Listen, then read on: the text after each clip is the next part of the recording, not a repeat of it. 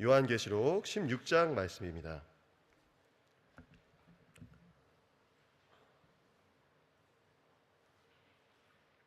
요한계시록 16장, 제가 가진 성경으로 신약성경 414면에 있습니다. 제가 가진 성경으로 신약성경 414면에 있습니다. 저와 성도님들께서 한 절씩 교독하시고 마지막 절은 함께 읽도록 하겠습니다. 제가 먼저 읽어 올립니다. 또 내가 들으니 성전에서 큰 음성이 나서 일곱 천사에게 말하되 너희는 가서 하나님의 진노의 일곱 대접을 땅에 쏟으라 하더라. 첫째가 가서 그 대접을 땅에 쏟음에 악하고 독한 헌대가 짐승의 표를 받은 사람들과 그 우상에게 경배하는 자들에게 나더라. 둘째가 그 대접을 바다에 쏟음에 바다가 곧 죽은 자의 피같이 되니 바다 가운데 모든 생물이 죽더라. 셋째가 그 대접을 강과 물 근원에 내가 들으니 물을 차지한 천사가 가로되 전에도 계셨고 시방도 계신 거룩하신 이요 이렇게 심판하시니 의로우시도다. 저희가 성도들과 선지자들의 피를 흘렸으므로 저희로 피를 마시게 하신 것이 합당하니이다 하더라. 또 내가 들으니 제단이 말하기를 그러하다. 주 하나님 곧 전능하신 이시여 심판하시는 것이 참되시고 의로우시도다 하더라. 넷째가 그 대접을 해 쏟음에 해가 권세를 받아 불로 사람들을 태우니 사람들이 크게 태움에 태워진지라. 이 재앙들을 행하는 권세를 가지신 하나님의 이름을 회방하며 또 회개하여 영광을 주께 돌리지 아니하더라. 또 다섯째가 그 대접을 짐승의 보좌에 쏟으니 곧 어두워지며 사람들이 아파서 자기 혀를 깨물고 아픈 것과 종기로 인하여 하늘의 하나님을 회방하고 저희 행위를 회개치 아니하더라. 또 여섯째가 그 대접을 큰 강 유브라데에 쏟음에 강물이 말라서 동방에서 오는 왕들의 길이 예비되더라. 또 내가 보매 개구리 같은 새 더러운 역이 용의 입과 짐승의 입과 거짓 선지자의 입에서 나오니 저희는 귀신의 영이라 이적을 행하여 온 천하 임금들에게 가서 하나님 곧 전능하신 이의 큰 날에 전쟁을 위하여 그들을 모으더라. 보라 내가 도적같이 오리니 누구든지 깨어 자기 옷을 지켜 벌거벗고 다니지 아니하며 자기의 부끄러움을 보이지 아니하는 자가 복이 있도다. 새 영이 히브리음으로 아마겟돈이라 하는 곳으로 왕들을 모으더라. 일곱째가 그 대접을 공기 가운데 쏟음에 큰 음성이 성전에서 보좌로부터 나서 가로되 되었다 하니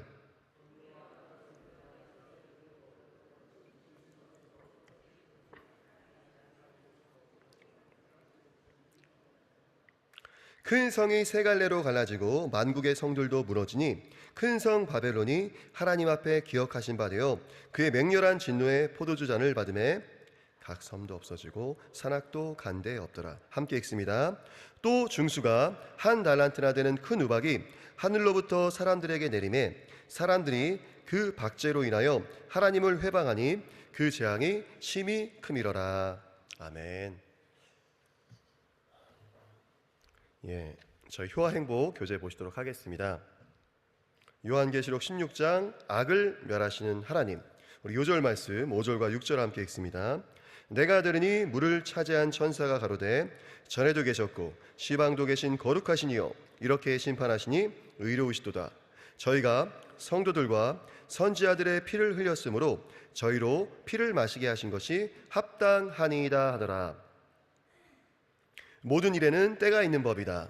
종말과 심판의 거대한 물줄기는 이제 결정적인 때를 맞이하고 있다. 본장에서 하나님은 악의 무리를 향해 결정타를 날리신다. 그동안 하나님을 대적하며 사람들을 핍박하던 사단은 하나님의 결정타로 인해 종말을 고하게 될 것이다. 하나님의 명령과 함께 일곱 천사는 하나님의 진노가 담긴 대접을 쏟아놓는다. 일곱인의 심판이 지상의 4분의 1에 영향을 미쳤고 일곱 나팔 심판이 지상의 3분의 1을 영향을 미쳤던 것을 생각할 때 온 세상에 미친 일곱 대접 심판은 하나님의 완전 심판을 의미한다. 또한 일곱 대접 심판은 적 그리스도의 보좌와 사단이 권세를 잡고 있는 공중에 직접 쏟아져서 악한 세력의 심장부를 강타하는 직격탄을 날린다. 일곱 대접 심판으로 하나님을 대적하는 나라 바벨론은 그 존재를 찾아볼 수 없을 정도로 철저히 멸망하게 될 것이다.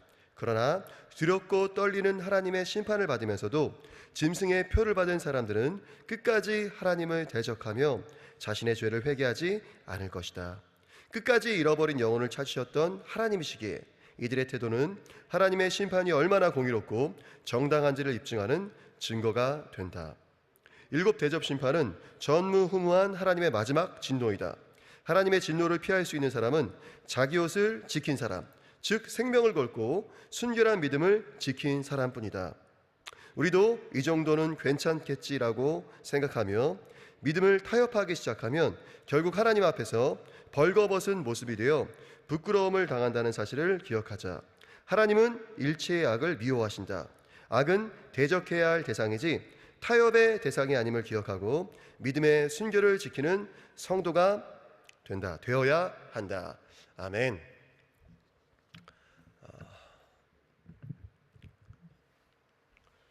요한계시록 말씀 저희가 나누고 있는데요.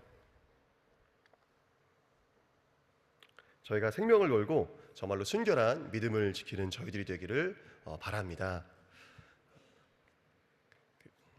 예수님께서 네가 이제 죽도록 충성하라라고 이제 교회에게 말씀하시지 않습니까? 근데 이 말씀을 이제 제가 다른 번역의 성경도 보고 내용을 찾아보니까요. 어떤 죽을 힘을 다해서 네가 신앙생활을 열심히 해라. 그런 것뿐만이 아니라 그런 게 아니라 정말 죽음의 지점에 이르기까지 네가 신실하여라. 그러니까 죽을 걸 각오하고 신앙생활 하라라고 이제 말씀하시는 것이죠. 정말 이제 요한계시록이 쓰여질 당시만 하더라도 수많은 핍박과 어려움이 있었습니다. 이제 그런 상황에서는 값싼 회개에 대해서 이야기할 수가 없죠. 저희가 이제 한국에서도 이제 신사참배, 저희가 일제강점기 때 신사참배가 있지 않았습니까? 이제 악한 세력들이 자신들의 통치를 편리하게 하기 위해서 자신들을 신격화하고, 그죠? 그리고 이제 자신들을 이제 섬길 것을 어느 이제 악한 그 세력들이나 다 이제 요구를 합니다. 그때 이제 일본이 자신들의 그 천황, 그리고 이제 그 가문을, 천황 가문을 신격화해가지고 그 신사에서 이제 신으로서 자신들이 이제 섬길 것을 요구할 때 그 주기철 목사님 같은 경우 끝까지 거기에 대해서 이제 거절하고 결국 이제 순교를 당하셨던 것을 저희들이 잘 알고 있습니다. 근데 일본 사람들이 얼마나 정말 비겁하고 또 악랄하게 이제 주기철 목사님을 회유하고 또 넘어뜨리려고 했냐면요. 그냥 차에 태워가지고 끝까지 거절하고 그 고문도 이겨내신 그 목사님을 차에 태워가지고 야, 우리가 신사 한번 지나갈 테니까 고개만 한번 끄덕여라. 네 발로 가는 것도 아니고 가서 이제 뭐 절을 한다거나 뭐 허리 굽혀서 인사를 하는 것도 아니고 그냥 차에 태워서 그 신사를 지나갈 테니까 그 앞에서 이제 고개만 끄덕여라라고 이야기했다라고 하는 것입니다.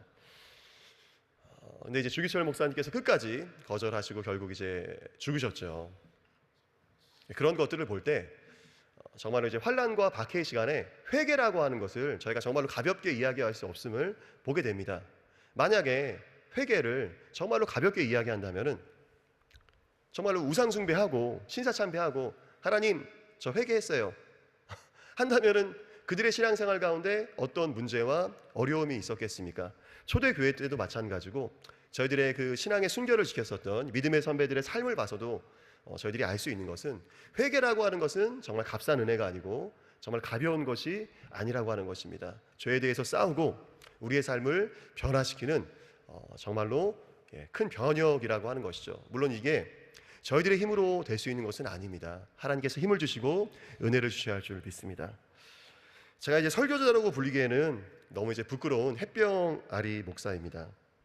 하나님의 말씀으로 영혼을 섬겨야 하는 영적 리더로서 요한계시록은 가장 피하고 싶은 책입니다. 잠언 25장 2절 말씀에 이를 숨기는 것은 하나님의 영화요 이를 살피는 것은 왕의 영화이니라 말씀을 하시죠. 이 말씀을 이제 세번역 성경은 이렇게 옮겨 적었습니다. 이를 숨기는 것은 하나님의 영광이요 이를 밝히 드러내는 것은 왕의 영광이다. 그러니까 영적 리더로서 또 하나님의 말씀을 섬기는 목회자로서 또 이제 하나님의 말씀을 잘 풀어서 그 숨겨진 비밀들로 우리 성도님들을 잘 섬겨야지만 제가 참 이제 그런 실력이 참 부족합니다. 근데 또 위로가 되는 것은 그 종교개혁자 잔 칼뱅, 장로교에서는 정말로 정말로 인정하는 그 잔 칼뱅이라고 하는 종교개혁자가 계신데요. 그분이 이제 20대 나이에 기독교 강요라고 하는 명절을 쓸 정도로 천재였습니다. 그런 설교를 할 때 원어 성경책을 들고 강단에 올라갔다고 합니다. 그러니까 신약 성경을 설교할 때면은 자신의 모국어인 프랑스어 성경을 갖고 올라간 게 아니라 그냥 그 헬라어 성경, 원래 성경이 쓰여졌던 그 그리스어 성경을 갖고 올라가서 설교를 하고 말씀을 전할 정도로 정말로 똑똑한 사람이었다라고 하는 것이죠. 그 살아생전에 수많은 성경책을 연구하면서 주석도 쓰고 연구소도 썼지만 이분이 쓰지 않았었던 연구서가 있습니다. 바로 요한계시록에 대한 글입니다. 요한계시록이 그만큼 어려워요. 제가 요한계시록 준비하면서 다시 요한계시록 처음부터 다시 한번 쭉 읽어보고 주석도 한 5권 정도, 좋은 주석, 교수님들이 추천하는 그냥 일반 주석들이 아니라 좋은 주석들을 한 5권 정도를 참고하고 봤는데도 참 쉽지가 않습니다. 여기까지만 서론 말씀드리고 본론 말씀드립니다. 소아시아의 7교회에 대해 말씀하시던 예수님께서는 7인으로 그 봉한 두루마리의 인을 차례로 떼십니다. 그러자 이제 7천사가 7나팔을 불며 7재앙이 이 땅 가운데 임합니다. 그리고 이제 14장에 마지막 영적 추수가 끝난 후 구원받아야 할 모든 영혼들이 구원받은 다음에 하나님의 진노의 7대접이 지체 없이 이 땅 가운데 쏟아집니다. 그 효와 행복 교제에서 잘 설명한 것처럼 앞서 언급한 7인을 뗄 때 임하였었던 재앙들, 그리고 천사들이 7나팔을 불 때 임하였었던 그 재앙들과 달리 이제 그 부분적인 재앙이 아니라 전 지구적이고 완전한 재앙이 임하기 시작합니다. 바다 생물의 3분의 1이 죽고 강의 3분의 1, 그리고 여러 샘들의 물이 쓰게 된 것과 달리 이제는 바다 전체가 죽은 자의 피같이 되고 물 근원 역시 피가 되어서 모든 수중 생물이 죽고 맙니다. 하나님의 완전하신 심판이 온 세상을 대상으로 어느 한 부분 빠짐없이 철저하게 임한다라고 하는 것입니다. 이렇게 상상도 하기 싫은 공포 영화에서도 보지 못한 전 지구적인 재난에 대해 요한계시록의 무시무시한 재앙을 ignore하면 정말로 두렵습니다. 그러나 이제 하나님의 심판은 절대 공의의 심판입니다. 저희 5장 5절 6절 말씀 저희 한 번만 더 읽겠습니다. 내가 들으니 물을 차지한 천사가 가로되 전에도 계셨고 시방도 계신 거룩하시니여 이렇게 심판하니 하시니 의로우시도다. 저희가 성도들과 선지자들의 피를 흘렸으므로 저희로 피를 마시게 하신 것이 합당하니이다. 마치 그 출애굽 당시에 그 이집트 사람들이 이스라엘의 남아들을 나일강에 던진 것에 대한 심판으로 하나님께서 나일 강물을 피로 변하게 하셨던 것처럼 정말로 수많은 순교자들의 피를 흘리게 하셨던 세상을 심판하시기 위해서 이 세상에 있는 모든 물들을 피로 변하게 하신다는 것입니다. 이런 두려움과 함께 저희 모두에게 자연스레 드는 생각은 나는 이런 환난의 때를 이겨낼 수 있을까라는 것입니다. 소아시아의 7교회 중 단 2교회만 예수님께 책망받지 않고 칭찬받았는데 그 당시에 그 믿음의 순도라고 하는 것, 그들의 타협하지 않는 순교를 각오한 믿음이라고 하는 것은 지금의 저희의 믿음과는 정말로 상상도 할 수 없을 정도로 순도 높은 정말로 고결한 믿음이었었는데, 만약 내가 하나님의 마지막 심판대 앞에 섰을 때 어떤 평가를 받게 될 것인지에 대해서 저 역시도 두렵습니다. 그때는 저희가 혼나더라도 만회할 수 있는 기회가 없기 때문입니다. 그래서 저는 지금도 간절히 기도하고 금식하고 제 안의 죄와 싸웁니다. 이미 70 중반에 가까우신 그 연세 많으신 노 목사님께서 하시는 그 고백을 제가 들었습니다.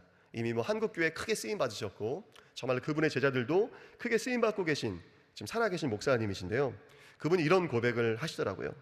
자신은 지금도 자기 자신과 싸우는 게 너무나도 힘들다라고 하는 것입니다. 은퇴하신 지 한참이 지났지만 내 안에 죄와 싸우는 게 힘들다라고 하는 것입니다. 근데 제가 이제 그분을 볼 때 영적인 예리함과 그 연세에 어울리지 않는 그 젊은 사람들보다 훨씬 더 뛰어난 영적인 예리함과 그 설교를 듣느라면은 깜짝 놀라곤 하는데요, 그분의 영적인 예민함 그리고 그런 예리함이 그냥 얻어진 게 아니라고 하는 것입니다. 저희 모두가 마지막 날을 대비하여 깨어 있어야 할 줄 믿습니다. 요한계시록 16장 15절 말씀입니다. 저희 한 번 더 큰 소리로 함께 읽겠습니다.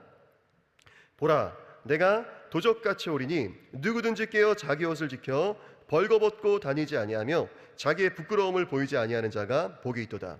예수님께서는 복음서에서도 그렇고 저희에게 도둑같이, 도적같이 오시겠다라고 말씀하십니다. 집주인이 예상할 수 없는 그때 집을 지키는 일에 있어서 가장 방심하여서 마음이 느슨해질 법한 때를 골라서 마치 도둑처럼 은밀하지만 과격하고 거침없이 오시겠다라고 하는 것입니다. 대체 왜 이러실까요? 왜 이러실까요? 예? 그러나 예수님께서 이렇게 도적같이 오시는 것은 저와 우리 성도님들을 위해서입니다. 만약 예수님께서 오실 날을 세 개의 교회에 미리 말씀해 주신다면 어떤 일이 벌어질까요? 갑자기 하늘에 다니엘서에 나오는 것처럼 커다란 손이 나타나가지고 2027년 7월 7일 내가 간다 하고 갑자기 막 하늘에 썼어요. 하나님께서. 저희가 상상을 해보는 겁니다. 실제로 그렇다는 게 아니라. 그러면 어떤 일이 벌어질까요? 저 같아도 마음이 정말로 느슨해질 것 같습니다. 많은 분들이 회사에 사표를 내시고 퇴직하여 퇴직금을 챙기셔서 그동안 차곡차곡 노후를 위해 준비하시던 적금도 깨시고 2026년까지 세계여행을 다니시고 아니면은 돈이 좀 부족하면은 국내 맛집 탐방을 다니시다가 한 2027년 5월부터 신앙생활을 열심히 하지 않겠습니까? 전혀 호응을 하시지 않는 걸로 봐서 본인들께서는 나는 끝까지 열심히 신앙생활 할 거다라고 이제 말씀하고 계십니다. 주님께서 우리가 예상할 수 없는 때에 다시 오시는 건 저희를 위해서입니다. 예기치 못한 때라야 우리의 진짜 믿음이 꾸밈없이 드러나기 때문입니다. 저희가 이제 드라마 좋아하지 않습니까? 근데 많은 드라마 스토리가 신데렐라 이야기입니다. 재벌집 남자 주인공이 자신의 돈만을 바라보며 달려드는 그 수많은 그 여자들에게 실증을 느껴갖고 정체를 숨긴 채 이제 서민의 삶을 경험합니다. 자기 기업 산하의 백화점에서 일반 직원으로 변장해가지고 암행어사처럼 불량 근무자를 색출하기도 하고요. 묵묵하고 성실하게 일하고 있는 회사의 보물과도 같은 직원들을 발견하기도 합니다. 그때 한 여직원이 눈에 들어옵니다. 좋은 학력도 아니고 예쁘고 세련되게 꾸미지도 않았지만 부지런하고 요령 안 피우고 일하는 그녀의 모습에 점점 더 마음이 끌리게 됩니다. 일반 직원으로 꾸며서 때로는 익숙하지 않은 업무에 허둥대는 그 재벌집 아들을 도와주는 여자 직원과 사랑에 빠진다. 뭐 이런 내용 아니겠습니까? 그죠? 근데 정말로 꾸밈 없는 있는 그대로 그 재벌집 아들을 사랑해주는 그 일반 여자 주인공 그 직원의 모습에 결국 사랑을 빠진다는 그 드라마 내용이 저희에게 시사하는 점이 또 있습니다. 예수님께서 저희가 예상할 수 없는 때에 오시는 건 저희를 위해서라는 것입니다. 저희들의 꾸밈 없는 진짜 믿음이 그때 드러나기 때문입니다. 그렇다면 저희는 어떻게 깨어있을 수 있습니까? 깨어있다라고 하는 단어는 영어로 watch입니다. watch. 이 watch를 잘한 사람이 예수님의 제자들 중에 나옵니다. 누구신지 아시겠습니까? 바로 가룟 유다입니다. 가룟 유다예요. 마태복음 26장 16절 말씀 제가 읽어드리겠습니다. 저가 그때부터 예수를 넘겨줄 기회를 찾더라. 근데 이제 영어 성경에서는 이제 가룟 유다가 watch했다는 것입니다. watch. 그 기회를 찾기 위해서 watch했다는 거예요. 깨어 있었다라고 하는 것입니다. 그러니까 유다의 영혼이 깨어 있어서 영적인 레이더를 곤두세우고 예수님을 팔아넘길 기회를 포착하기 위해서 자신의 시간과 자신의 체력과 자신의 모든 스케줄을 조정하여서 그 한 가지 목표에 집중했다라고 하는 것입니다. 저희가 예수님의 재림을 위해서 깨어 있다라고 하는 것은 영적인 레이더를 마찬가지로 바싹 세워가지고 저희들의 삶과 생활과 스케줄을 조절하여서 예수님께서 언제 오실지에 대해서 그 목표에 맞춰서 생활하는 것을 의미합니다. 내가 이전에 해오던 그 신앙생활 그대로 하는 것이 아니라 정말로 나의 삶과 재정과 에너지와 그 모든 것을 조절하고 맞추어서 예수님의 재림을 기다린다라고 하는 것이죠. 우리 성도님도 지금 깨어 계십니까? 아멘. 그래도 우리 성도님들 새벽에 기도하러 나오신 우리 귀한 성도님들께서 깨어있기 위해서 노력하시는 분이신 줄 믿습니다. 저희들이 정말로 마지막 때에 대한 두려움으로 깨어서 정말로 신앙생활하는 저희들 되기를 축복합니다. 지금도 뭐 중국이나 북한 같은 데에는 얼마나 많은 핍박들이 있습니까? 제가 이제 군 생활을 강원도에서 하면서 그 GOP에 있었습니다. 그 철책선 근무를 했었었는데 북한이 보여요. 북한이 보입니다. 그 이제 그 중간에 이제 물론 이제 지뢰밭이 있긴 하지만 북한이 정말로 가깝더라고요. 그리고 북한 사람들이 망원경을 통해서 눈에 보일 정도로 지근거리에 있는 것들을 보면서 야, 정말로 적이 안 태어난 게 다행이다 라는 생각을 했습니다. 그런 박해의 장소, 그런 어려움의 장소가 지금도 존재한다라고 하는 것이죠. 그리고 마지막 때에는 전 지구적으로 정말로 상상도 할 수 없을 정도의 그런 박해가 있을 수 있다는 것을 저희들이 기억하면서 깨어있기 위해서 끝까지 기도하는 저와 성도님들 되시기를 예수님의 이름으로 축복합니다. 아멘. 예, 저희들 함께 기도하겠습니다. 예, 하나님 감사합니다. 저희가 모여서 함께 요한계시록 16장의 말씀을 나누게 하시니 감사합니다. 마지막 때에 임할 그 심판이 저희를 때로는 두렵게 하지만 그 심판은 하나님의 공의의 심판이시며 악인들을 멸하시는 철저한 심판이심을 저희들이 믿습니다. 예상치 못하신 때에 오실 그 예수님을 기다리고 깨어있으면서 저희들의 삶과 시간을 조정하여서 영적인 레이더를 곤두세우게 하여 주시옵소서. 주님의 오심을 기다리며 바라보며 기도하며 금식하며 깨어있는 저희들 되게 하여 주시옵소서. 주님 감사하고 예수님의 이름으로 기도합니다. 아멘.